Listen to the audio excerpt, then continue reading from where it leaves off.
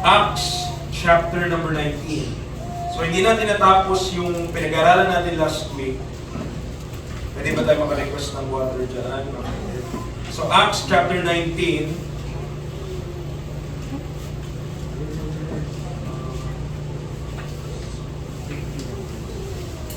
Okay. So in Acts chapter 19, saan po tayo nagtapos doon?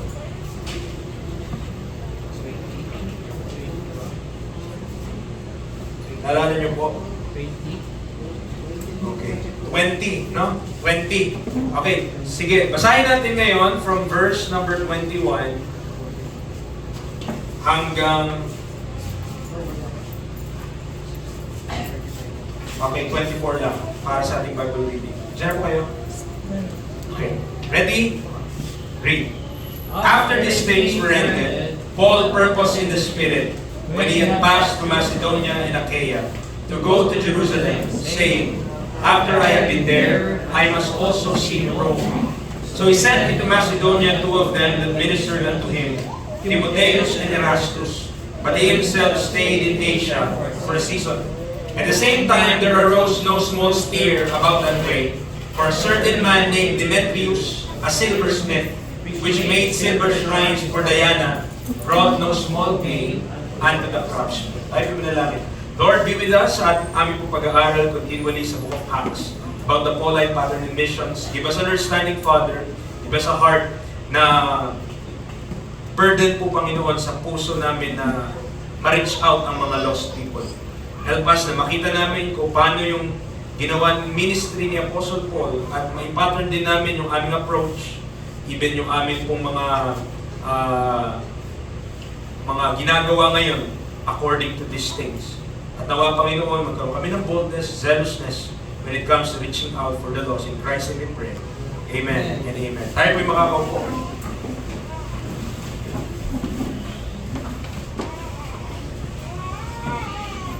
Okay. So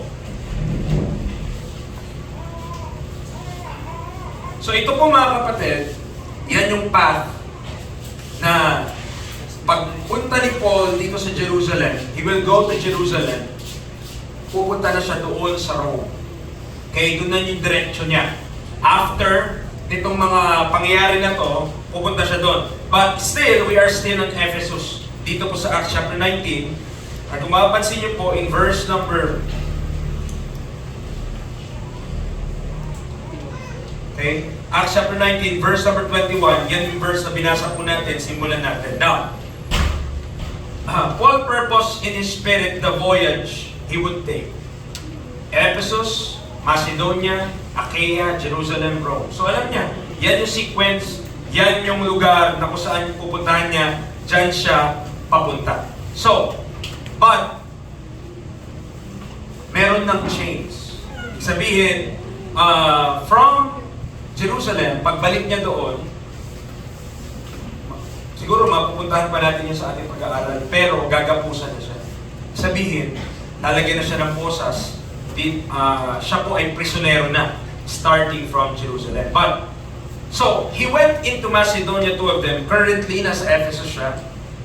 He sent into Macedonia two of them that ministered unto him, Timotheus and Erastus, but he himself stayed in Asia for a season. So, si Timothy yun, okay? Saka si Erastus, pinadala niya papuntang Macedonia. Remember, kung saan yung Macedonia, mga kapatid. So Macedonia is the place kung saan nandoon yung Thessalonica saka Berea. So before going to Macedonia, he sends off Timothy and Erastus, but he stayed in Asia for a season.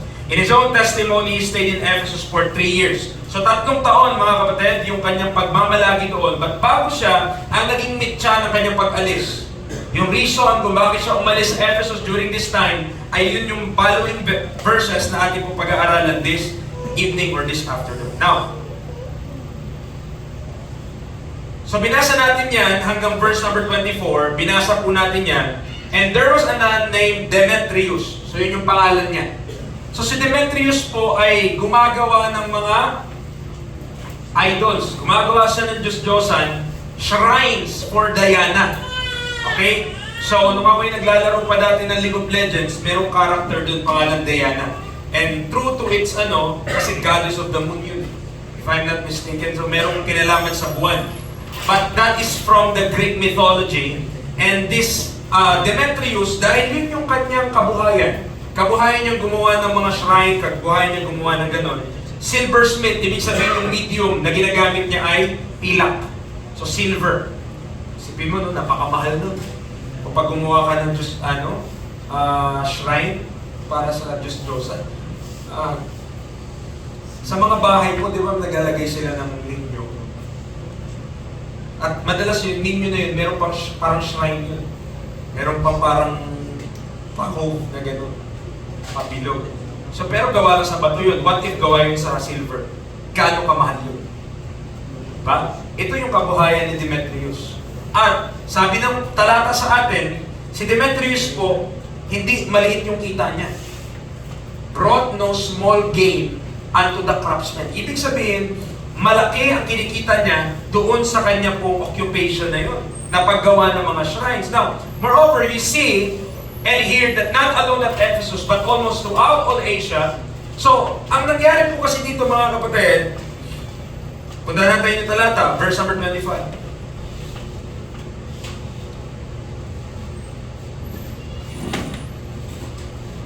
Sirs, kinonsern niya sila Paul. You know that by this craft, ano yung tinutukoy niyang craft? Yun yung kanyang, yung paggawa ng mga Diyos-Diyosan, no? By this craft, we have our wealth. So, doon niya nakuha yung kanyang kayamanan. Moreover, you see in here that not alone in Ephesus, but almost throughout all Asia, this Paul had persuaded and turned away much people, saying that they be no gods which are made with hands. So dahil doon, mga kapatid, syempre, yun yung preaching naman talaga eh, ang tunay na Diyos. So, wala talagang ibang Diyos. Ano mangyari? Tatamaan yung kabuhayan niya. Ay, tatamaan yung kabuhayan niya. Eh, ang kabuhayan niya, gumawa ng mga shrine. O yung, kumbaga, lugar yun eh. Or bagay yun kung paano mo sasambahin yung Diyos-Diyosan eh. So, yun yung kabuhayan niya. Eh, pinipreach ni Paul. Ano pinipreach niya? There's only one true God. At pinadala niya yung kanyang anak, ang pangalan nun is Jesus Christ. So, what happened was, sabi niya, verse number 27, so that not only this our craft is in danger to be set at naught. Imagine mga kapatid, no? I would to God, man. I would to God na yung mga Diyos-Diyosan na yan, mawala talaga sa business. Yung mga nagtitinda ng mga rosaryo, yung mga nagtitinda ng mga amulet, yung mga ganyan. Kung darating sa point na yung preaching natin, umabot sa kanila, na malulugi na sila sa negosyo dahil sa preaching natin, ababa. Medyo, ibig sabihin yung reach ng gospel sa lugar na yun ay malawak na.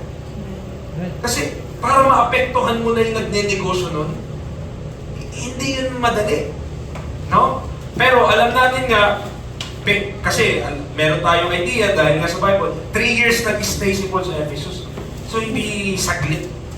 Significant amount of time yung kanyang pamamalagi doon. No. So, ang sabi nung ni Demetrius, siya yung representative ng mga craftsmen. So, nag-appeal siya sa mga tao, but also that, verse 27 po ito, that the temple of the great goddess Diana should be despised. And her magnificence should be destroyed, whom all Asia and the world worship it. Imagine, sinasamba ng buong Asia itong si Diana na ito. And when they heard this sayings, they were full of wrath and cried out saying, Great is Diana of the Ephesians.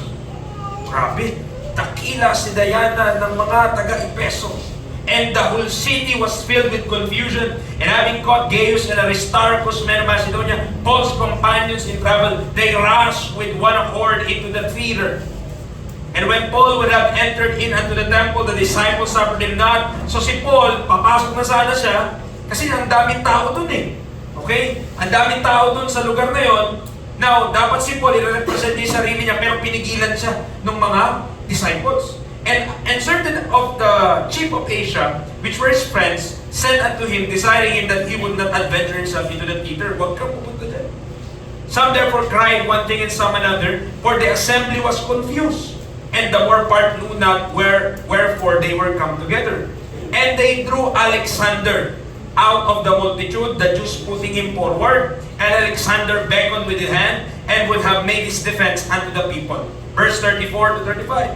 But when they knew that he was a Jew, all with one voice about the space of 2 hours cried out. Imagine, gaano katagal silang sumisigaw ng, Great is Diana of the Ephesians. Ulit-ulit, 2 hours. Great is Diana of the Ephesians. Great is Diana of the Ephesians. 2 hours, mga kapatid. 2 hours sila magsasalita, no? Ang haba, no? Di ba ba?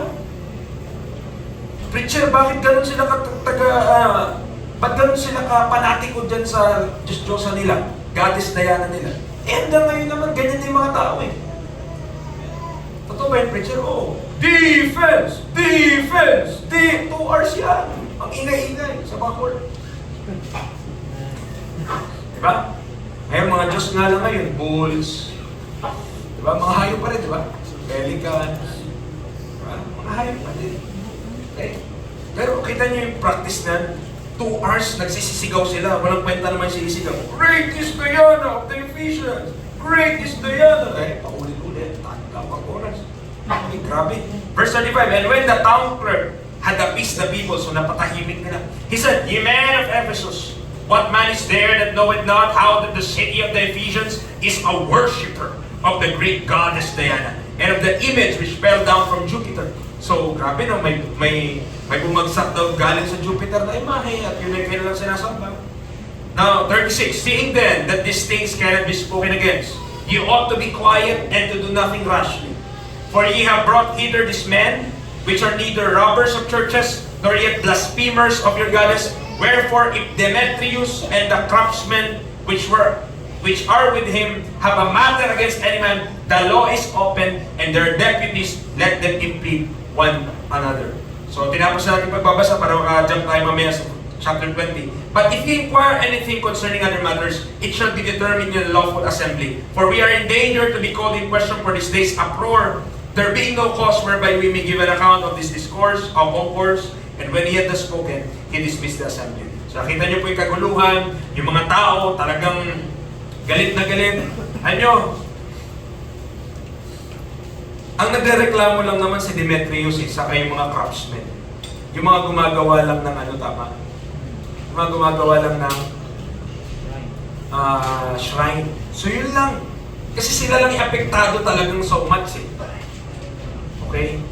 Eh bakit sobrang daming tao na nakasali? Diba? Walang pinagkaiba yan mga kapatid sa mga rally. Bakit?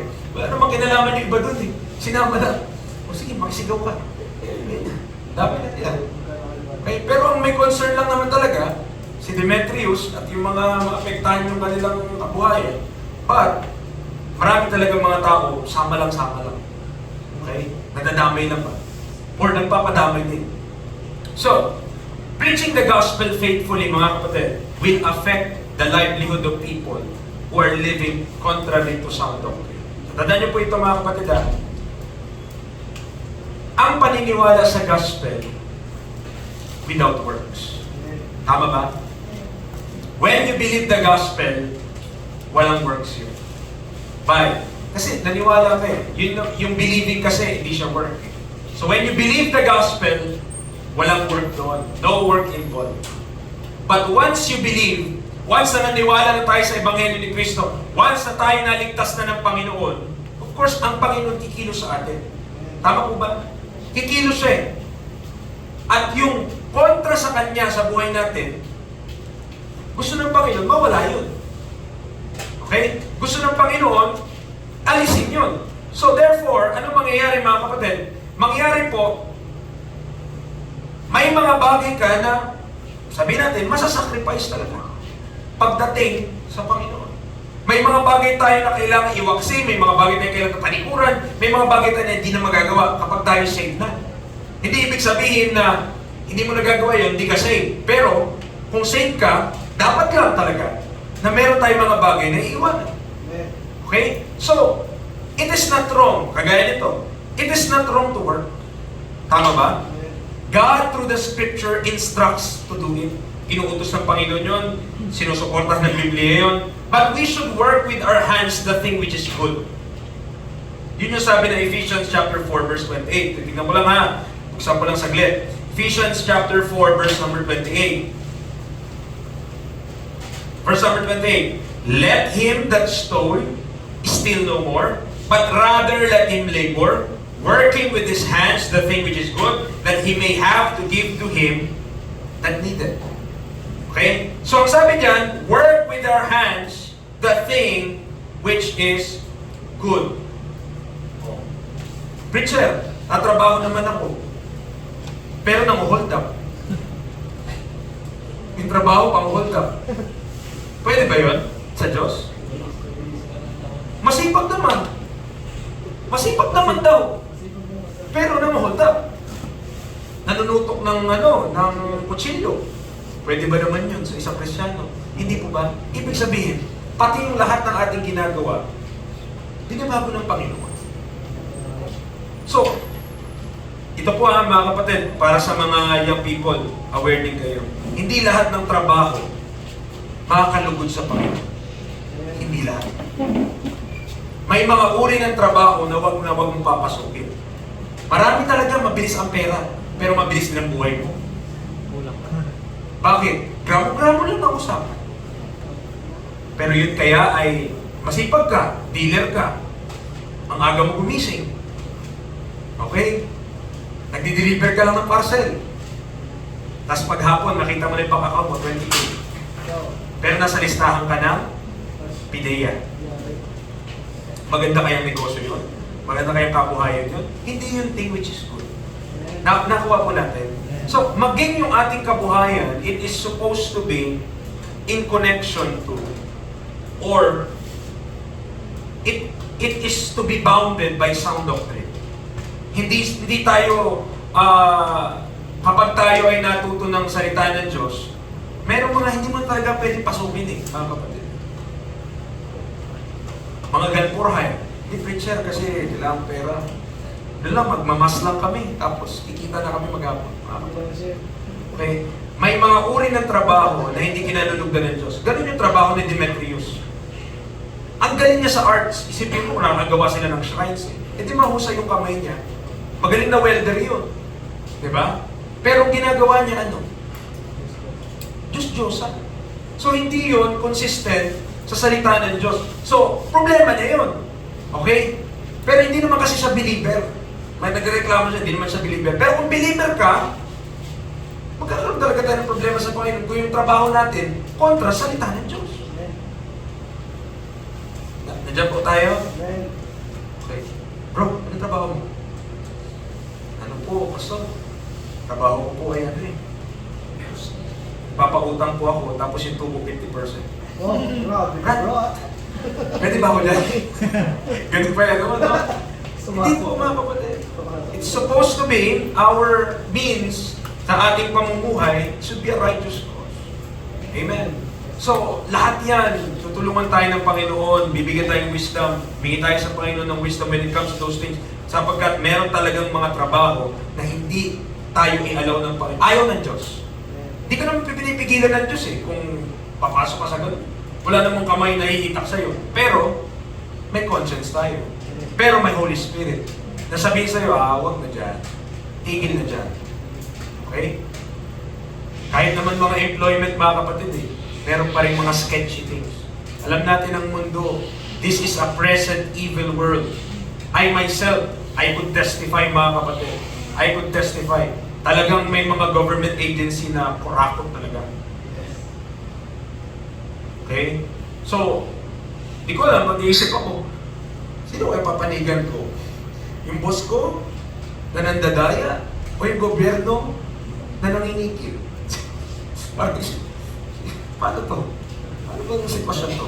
Diba? So, ang hirap Okay? But if we could find ways, mga kapatid, tulungan tayo ng Panginoon, tulungan tayo ng Lord sa mga desisyon natin, na pwede tayo kumita ng pera na wala tayong, kumbaga, wala kang iniisip na napatamaan ka, or wala kang iniisip na nakaka-compromise ka sa Panginoon, mas maganda yun. Di po ba? So, May the Lord help us. Ito si Demetrius, problema talaga siya. Kasi yung kabuhayan niya kontra sa Diyos talaga yan. So we are ambassadors of Christ in the ministry of reconciliation, bearing grace and peace. But that message itself is offensive to some. Alam natin yun. Yung mensaheng dala-dala natin, iba ma-offend talaga. Bakit? Ang tagal nila sa simbahan, di pa sila saved? O, sabihin mo sa kanila, hindi ka saved? Mag-away talaga kayo. Especially when their hopes are laid on the wrong thing and it is touched by the gospel. Diba? Basahin ko lang to bago natin iwan po tayo chapter 20. 2 Timothy chapter 4. 2 Timothy chapter 4 verse 1 to 4. 2 Timothy 4, 1 to 4. Ang sabi ng Bible, I charge thee, therefore, before God and the Lord Jesus Christ, who shall judge the quick and the dead that is appearing in His kingdom. Anong utos? Preach the word.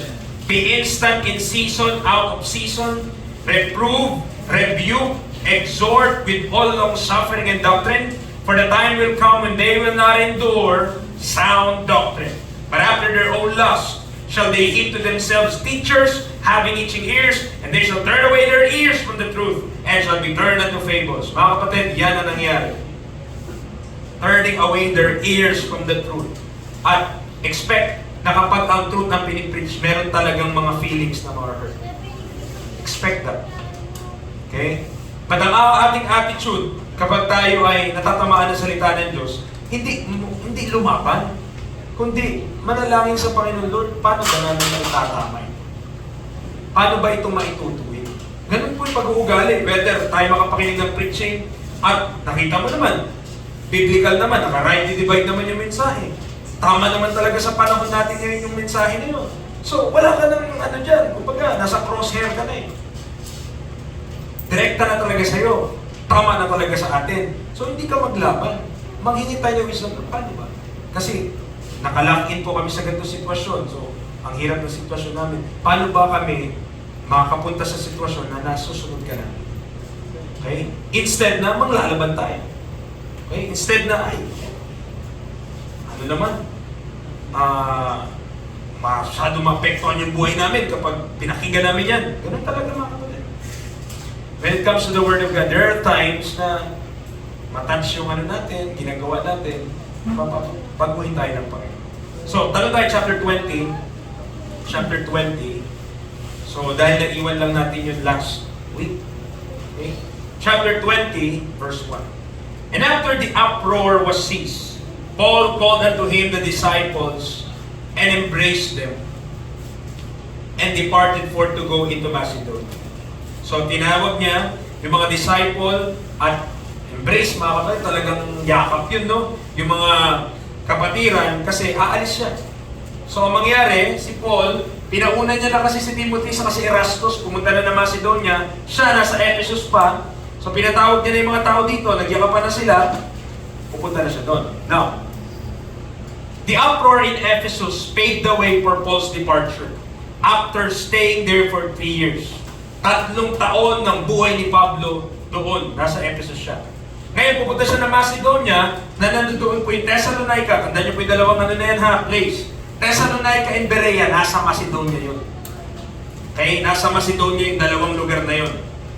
Para lang mababaw do, ano lang, para lang sabihin natin, ang Macedonia, Subic. Oh. Ang Thessalonica, Santo Tomas, Berea, San Isidro, ganun. Part sila para sa Subic. So, part ng Thessalonica and Berea ng Macedonia. Remember, na yung mga Bereans, they are noble. They are ready to receive the Word of God. Handa silang mapakinggan ang salita ng Diyos. Yan po yung mga taga-Berean. Okay? Yun yung mabasa natin, pinag-aral natin sa Acts 17 verse 11.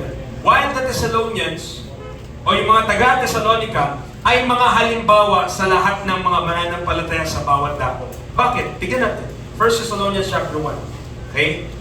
Kaya talagang bumabalik-balik si Paul dyan sa mga lugar na yan. Kasi merong mga mananampalataya po dyan na talaga pong yung kanilang faith ay magandang halimbawa.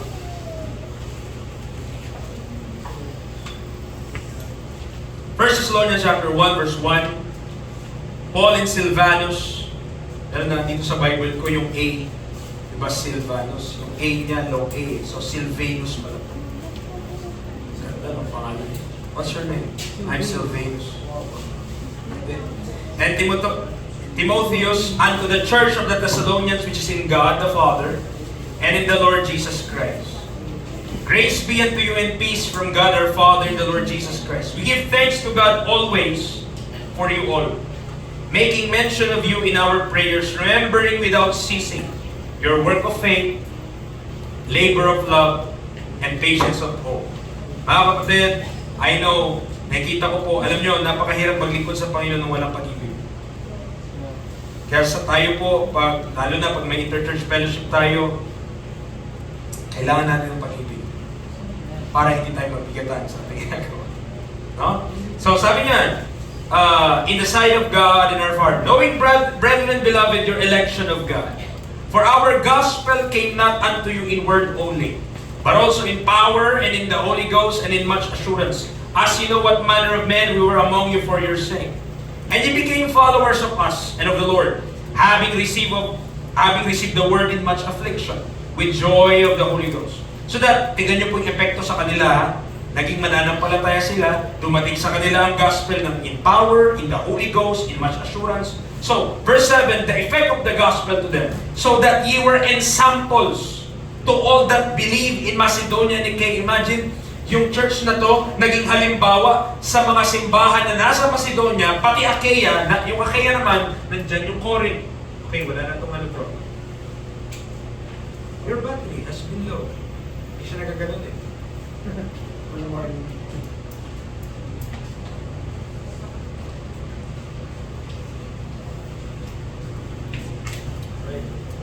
Okay. So, uli po tayo. Yung Achaia naman, doon po matatagpuan yung Corinth sa Cenchrea. Okay? Yun yung dalawang lugar na yun. Yung Corinth naman, Church at Corinth, sa Achaia yun mahahanap or makikita. Okay?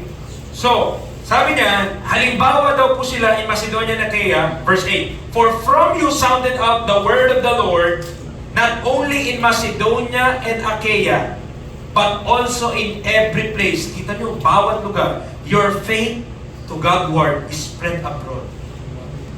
So that we need not to speak anything. What a testimony as a church. Amen. Ang testimony ng simbahan na yon, si Paul hindi na kailangan magsalita. Bakit? Kumakalat yung salita ng Diyos dahil sa pamumuhay at sa testimony ng mga tao na ito sa Thessalonians. For they, verse number 9, tignan niyo po kung paano sila binago ng gospel. For they themselves show of us what manner of entering in we had unto you, and how ye turned to God from idols, to serve the living and true God. Kung paano silang tumalikod sa mga Diyos-Diyosan para sambahin ang buhay at tunay na Diyos, and to wait for His Son from heaven, whom He raised from the dead, even Jesus, which delivered us from the wrath to come. Amen. So yan po. Kaya si Apostle Paul, dumadaan dyan. No? Dumadaan talaga siya dyan. Pumunta na naman siya doon. Galing siya dito, punta siya doon sa Macedonia, doon sa mga taga-Thessalonians, at sa mga taga-Berea. So, sabi niya, balik na tayo sa ating text, Acts chapter 20, verse number 2, and when he had gone over those parts and had given them much exhortation, he came into Greece. Okay, yung Greece, part nun naman yung Achaia. So kung nalilito na po kayo sa mga lugar na yan, ganyan po mag-aral ng Word of God. Okay? Kasi minsan, may maintindihan ka, dito pala yung lugar na to. Tapos may kahalagaan yung mga lugar na yan. Lalo na, kung pag-aralan pa natin yung sa Israel. Ako, mga kung ano-anong lugar yun. No? Now, binigyan ni Paul ng much exhortation yung mga taga-Macedonia. Pagkatapos, pupunta siya ng Greece. At yun, nandun nga po. So, ang Greece, para mag-get sa atin ang Greece, sabihin mo, bansa. Ang Achaia, probinsya. Okay?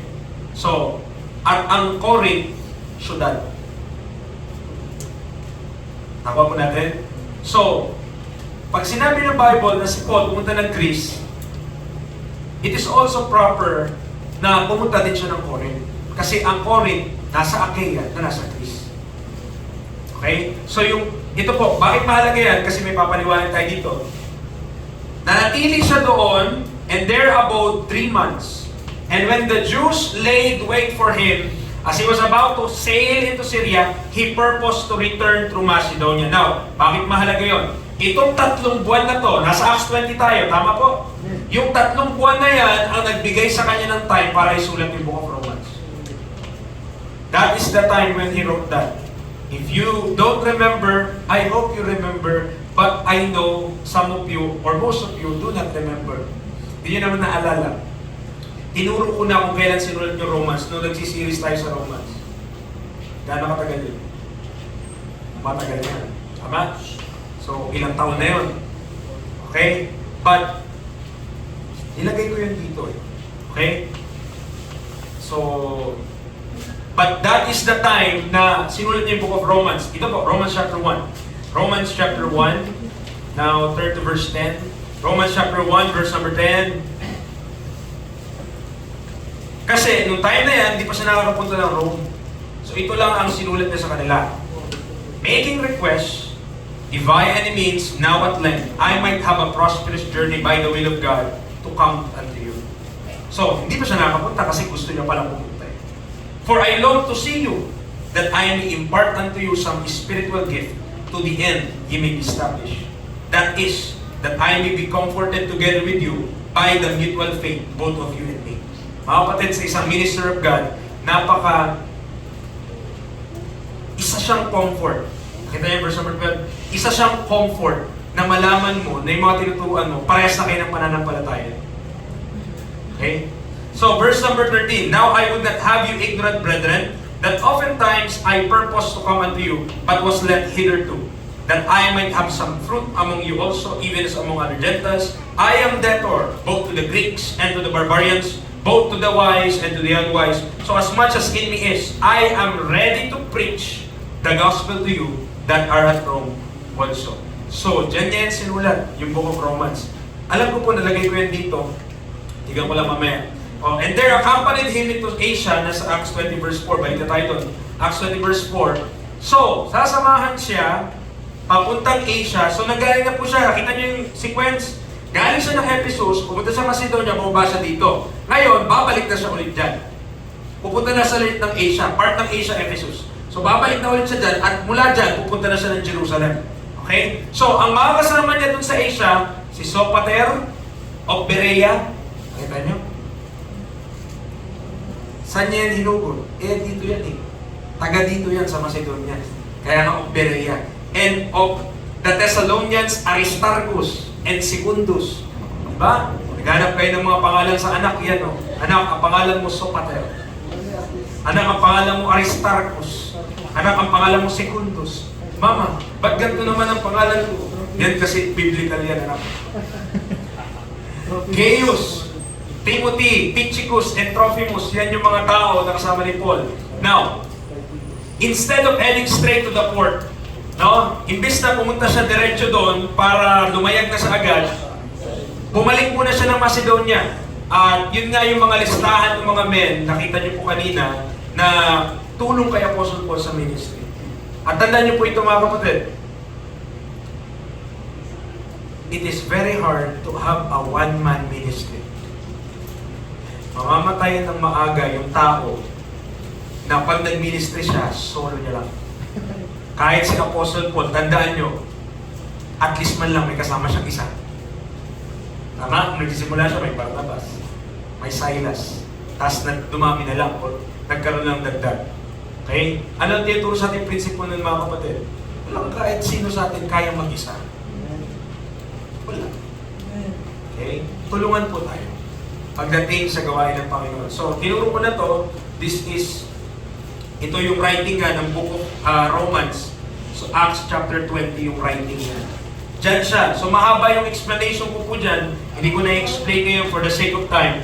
But there's a argument kung bakit natuntun natin na sa Acts 20 niya lang pwedeng sinulat yung Romans. Wala iba. Okay? Diyan lang sa pwesto na yan mismo, diyan niya naisulat yung Book of Romans. Okay? Acts chapter 20. Alright. So, and we sailed away. Nakita niyo po yun? We. So, sino kasama ni Paul? You know, si Luke. Kasi sabi, and we. Kasi yung sumusulat eh. And we sailed away from Philippi after the days of unleavened bread, and came unto them to Troas in 5 days. So yung mga men, nauna na dito sa Troas. Nauna na sila. So itong dalawa, lalayag pa lang sila doon. Okay? In 5 days, where we about 7 days. So ang pag-ano nila, 5 araw bago sila nakapunta doon sa Troas, tapos nanatili sila doon ng 7 araw. 7 days. So yan na, magkakasama na sila. Diba? Kakasama na sila doon sa Troas. Now, bakit malaga yun? From Macedonia, Paul and Luke traveled to Philippi, and from thence to Troas. When Paul became the prisoner of the Lord, tandaan niyo po kaya yung mga lugar na yun mahalaga kasi yan din yung mga church na sinulatan ni Paul. Okay? Yan din yung mga church. Kaya may book of Philippians tayo eh. So Philippians chapter 1 verse 7, look at Philippians chapter 1 verse number 7.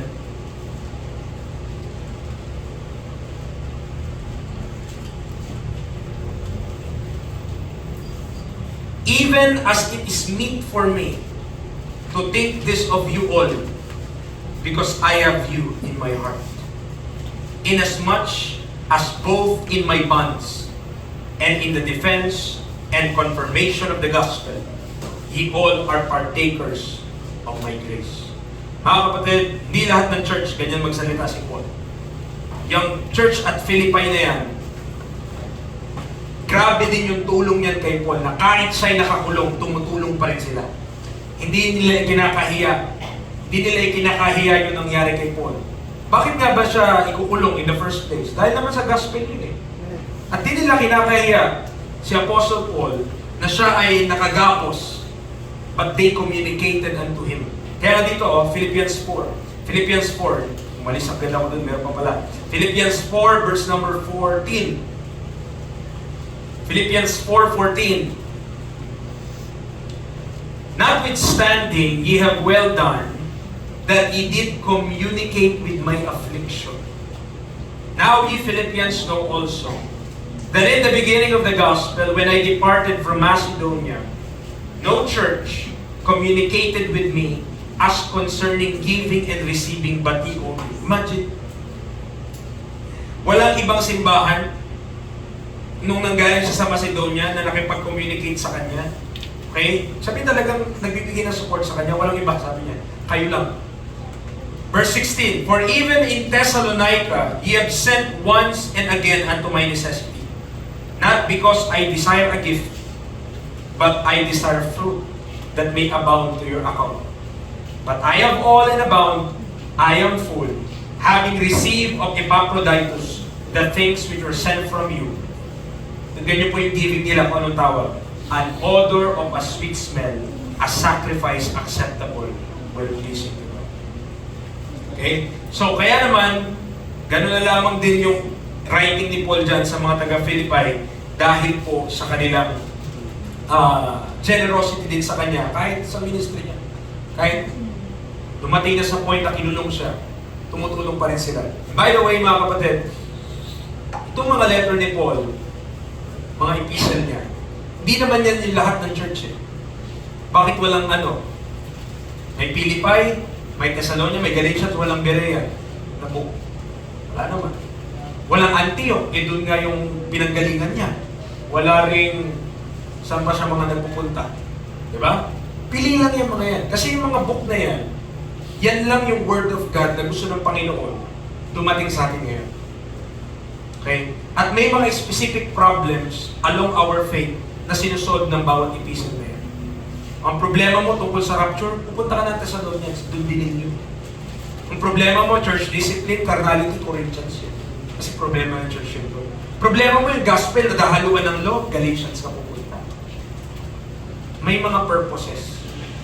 Now, kung gusto mo maintindihan yung doctrine ng body of Christ, Ephesians ka pupunta. Kung gusto mo ng foundation about the gospel sa Christian faith, Romans ka po. May purpose yung bawat epistle na yan. So, verse number 7, and upon the first day of the week, diyan pa po kayo? Wala na po yung iba. Huwag niyo po kami iiwan. Verse number 7, ano sabi ng Bible? And upon the first day of the week, when the disciples came together to break bread, Paul preached unto them, ready to depart on the morrow, and continued his speech until midnight.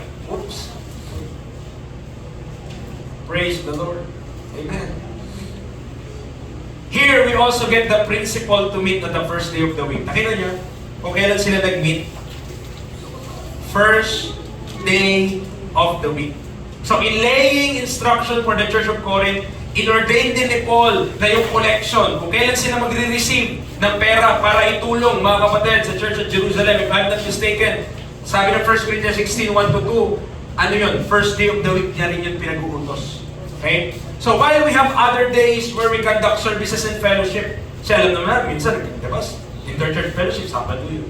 Itong ginagawa natin ngayon, Wednesday ito. So habang meron tayong mga ibang araw, kung kailan din tayo nagtitipon, we set apart the first day of the week, which is Linggo, as our main worship and service day for the Lord. Tama po ba? Kaya nga dun sa araw na yun, talagang maghapon tayo, mabot pa nga tayo din sa gabi. Okay? So yung ibang mga araw, tatrabaho tayo, nag-aaral, and so on. Notice some details. Dito sa verse number 7, nakikita mo doon, merong disciple, merong breaking of bread, and merong preaching. Tama? Mahirap naman mag-break ng bread na walang tao. Tama? Okay? Pero hindi lang nagbe-break ng bread. Nagbe-preach. Di ba't ganyan yung ginagawa natin? Pagkatapos natin dito, nagtitipon tayo, ng mga naniniwala sa Panginoon, hanapal tayo sa Kanyang salita, nakikinig tayo ng preaching, pagkatapos doon, hindi tayo mahilig sa bread eh. Pero that is breaking of bread sa kanila kasi yung food nila eh. That's why they break bread kasi fellowship nila yun after ng kanilang pagtitipon. So tayo, papalitan. But, the principle remains the same. Breaking of bread yun. Okay? So, makita nyo yung part. Now, isa pa, yung kanya pong pangangaral ay umabot ng alas 12. Ba't mo alam, preacher, na alas 12? Eh, ang night kasi nag-start ng 6 eh. 6 to 6 yun. So, midnight. Kailan yun? Eh, di alas 12 ng 12 midnight. Oh. Kaya nga midnight tawag sa 12. Now, nag-preach siya. Nasaan siya? Dito sa Troas pa rin po siya. No? Ang haba ng preach niya, isipin mo mabot alas 12. Alam mo dahilan kung ba't siya nag-preach na gano'n? Kasi yun na yung last time. One of the reasons why is maybe that will be his last time to visit yung lugar na yun. After the third missionary journey, pupunta na siya bilang prisoner papuntang Rome. Thankfully, Paul has still his apostolic healing. Bakit? Punta tayo doon. Kasi mga kapatid, ang nangyari doon, di ba, nag-preach hanggang midnight, verse 8. Marami namang lights doon sa pinagtitipunan nila. Okay, nag-gather sila doon, verse number 9. Merong young man, ang pangalan niya ay Eutychus. Ano pong pangalan niya? Okay, si Eutychus na ito, being fallen into a deep sleep. Naku, mag-ingat tayo mga kapatid. Ano? So itong si Eutychus, i-preach siya. Abot talaga ng alas 12. Puro kahit naman tayo, no? Kung sanay ka matulog ng maaga, talagang antukin ka na nun. Oh. Pero, kung yung tao na nagturo sa'yo ng Bible, last time niya nang makikita mo siya, hindi ba sapat din na magpuyat lang nung araw na yun? So, talagang nagpiprinsipol, binibigay niya, ini-insta niya sila. Ngayon, nakatulog mga kapatid, at hindi lang basta tulog, deep sleep. Paano po ba kayo mag-deep sleep? Yung umihilig na, di ba? He sunk down with sleep. Ang problema mo, pangatlong palapag yung pinaglaglagan niya. And fell down from the third loft and was taken up dead. Anong kinamatay ni Eutychus? Natulog sa preaching. Tulogin eh. Eh ko, alas 12 na, di pa tapos yung puno. May energy pa, tapas. Tulog siya. Hulog, galing third floor. Mga kapatid, kahit konservatibo yung third floor. Oo. Mapupuruhan ka pa rin. Kaya napatay na talaga siya eh. Oh. Sabi ng Bible, taken up dead. Pasalamat siya sa Panginoon. Nasa buong Acts pa siya. at di pa natapos yung bukas. Bakit? May apostolic power pa si Paul. Meron pang signs, wonder, and miracle. Buti na lang So siguro, pag piyansa rin si Paul, nag-preach siya, sige, kahit mamatay itong mga to, mabubuhay ko.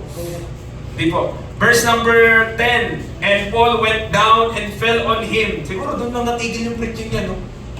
Siguro preach pa rin siya ng preach. Tama! Ito! Sulat! Wala pa! Tapos biglang, Ano yun? Paul, naku! Si Eutychus, duguan! Ha? Ano ba nangyari dyan? Nakatulog eh. Pagsat, ano pala pa? Doon lang siguro siya na-stop sa preach. Nung may nahulog na. Pununtahan siya eh. Verse number 10, Paul went down, so bumaba, fell on him, and embracing, niyakap siya, sabi sa kanya, trouble not yourselves, for his life is in him. Huwag yun ang huwag na kayo mag-alala, nandyan ang buhay niya sa kanya. When he had therefore was come up again, and had broken bread, pinakain mga kapatid eh. Buhay ka ba talaga? Buhay ka ba talaga? And eaten, nakakain siya. And talked a long while, di ba? Even till break of day. Sipin mo, mag-umaga na. So he departed. And they brought the young man alive and were not a little comforted. That's why, minsan talaga, pag nandun po sa lipa, ang mga fellowship doon, lalo na pag tumiming ka, maabot talaga mga madaling araw na mga. Ganun ka-sweet yung fellowship. Diba? Maabot ng 3 a.m. Mahina-hina ka kapag alas 12 kung paano ka na doon eh. Parang umaatras ka na eh. Sasabihin sa'yo, ba't ka akyat? Ba't ka akyat? Pero kita nyo, yung kung paano, naghiwa-hiwalay na sila mga kapatid, umaga na. Even till break of day, so he departed. And they brought the young man alive and were not a little comforted. Siyempre ba naman? Namatay na yung tao. Tinanong nila, ano nakita mo? Saan pumunta? Okay. But, salamat sa Panginoon, si Eutychus, hanggang ngayon may mga nagpipreach niyan. Kaya mga nagpipreach niyan, alam nyo lagi pinipreach nila, huwag kayong matutulog. Bakit?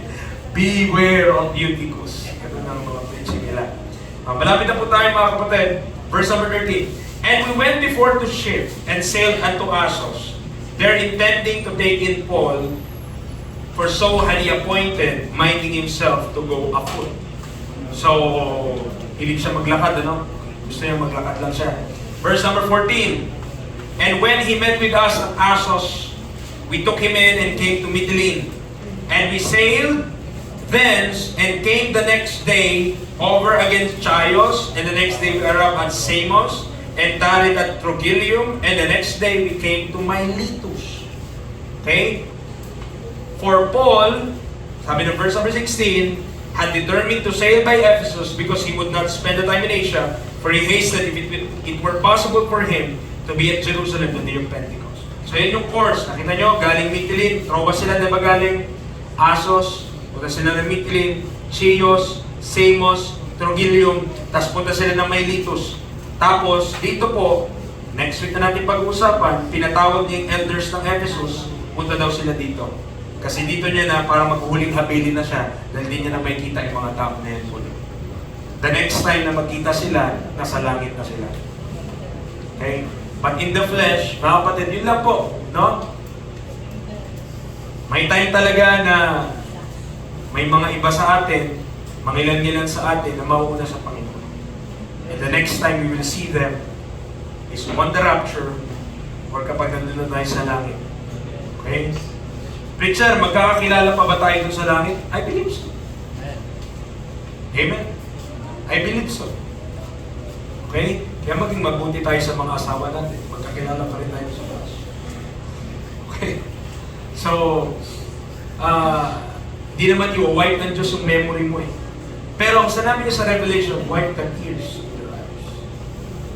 Kasi nga, isipin mo, ikaw ligtas, yung mga kamag-anak mo hindi. Malulungkot ka talaga mo. Diba? Malulungkot ka talaga. Kasi nandun tayo sa, kumbaga, masabi mo, yung buhay natin, maganda, in eternity, tapos sila sa lake of fire. Diba? Pero, God shall wipe away the tears in your eyes. So let's come to the Lord in prayer. Lord, salamat sa munding panahon na meron po kami pag-aaral ng iyong salita ngayong gabi. Dalayan ko po na may nakuha po bawat isa. I hope we see things na pagdating sa iyong ebanghelyo, na merong change, Panginoon, na yung ine-expect. And I hope na makita namin kung gaano ka-dedicated si Paul, matutunan namin, Lord, in this lifetime na inalaw mo kami mabuhay, to be faithful, to be pressing, to be zealous, to be preaching the Word of God, to be preaching the gospel of the grace of God.